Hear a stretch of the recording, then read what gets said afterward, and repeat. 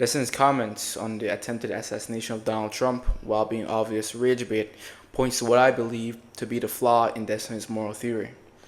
As far as I can gather, Destin is a classic liberal, meaning that he believes that the political enterprise should be organized to give the most freedom to the most people possible, and politics should largely organize itself around this principle. Liberalism itself, while being an organizing principle, is not a moral system, and the moral system that Destin decides to use in his conception of politics is a form of utilitarianism and consequentialism.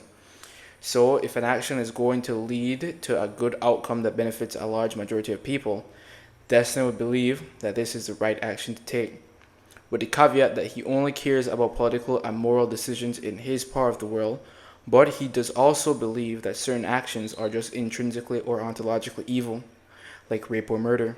He calls these peremptory norms, which is a term he said he borrowed from some academic, but upon further research, I found out it's just an international law term. The problem with Destin's model of morality is that it completely breaks down and becomes spite-filled, which is the Vosh criticism, with the perfect demonstration of this being the recent Donald Trump assassination attempt. He did not care that Trump was almost killed and that two people on the other side died, violating his peremptory norms and robbing the people assaulted of the greatest negative liberty of being able to live their lives. He justifies this by saying that January 6th was an assault on American democracy, and that Republicans support this. Therefore, when political violence is used against them, it's fair. I think Destin can justify this as he's a utilitarian/consequentialist morally. Trump's death would be good for the country in his eyes and benefit the people of America, as there'd be fewer illiberal people who threaten democracy, and Joe Biden, who Destin believes cannot even finish a second term, would be in office, and at least there would be a Democrat in office protecting democracy.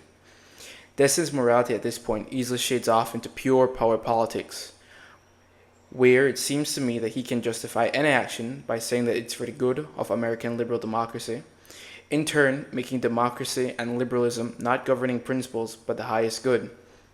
If you can deny the value of human life based on its utility to political apparatus, you can justify any number of atrocities in the name of the greater good. What's stopping him from saying that murdering 1 million Republicans is good because those people be a threat to liberal democracy?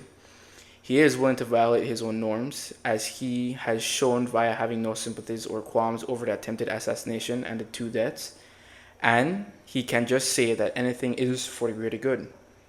It's like the Raskolnikov example. If you're a great man, you can commit axe murder, and if you need to murder another person to get away with it, so be it. It's for the greater good. So while Destin could make as many moral claims as he wants, his moral claims always fall back into a weird form of sophism, where he gets to make an arbitrary subjective moral calculation and justify that his arbitrary calculation is better than someone else's moral judgment, because in his mind it brings about what he would consider to be the greatest good for liberal democracy.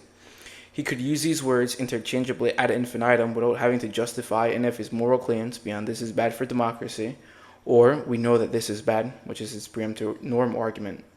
This can neatly be described via Nietzsche's critiques of utilitarian morality in his work, The Genealogy of Morals, because he believes the utilitarians have no grounds for their moral claim, and they ultimately fall back on some arbitrary axiom like pleasure is good to justify their positions.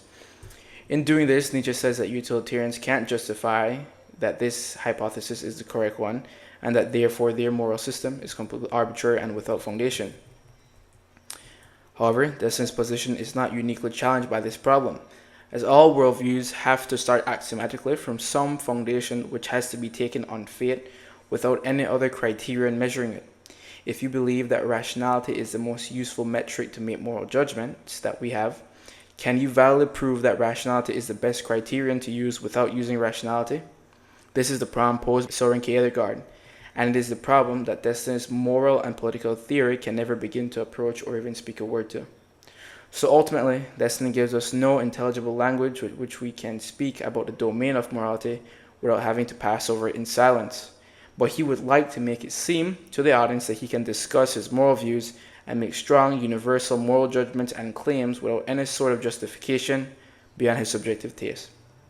To me, it seems that Destin is just a new Polemicus. Destin is wearing the same old clothes and trying to present them to an audience as new clothes, but the trick is the same. The emperor has no clothes.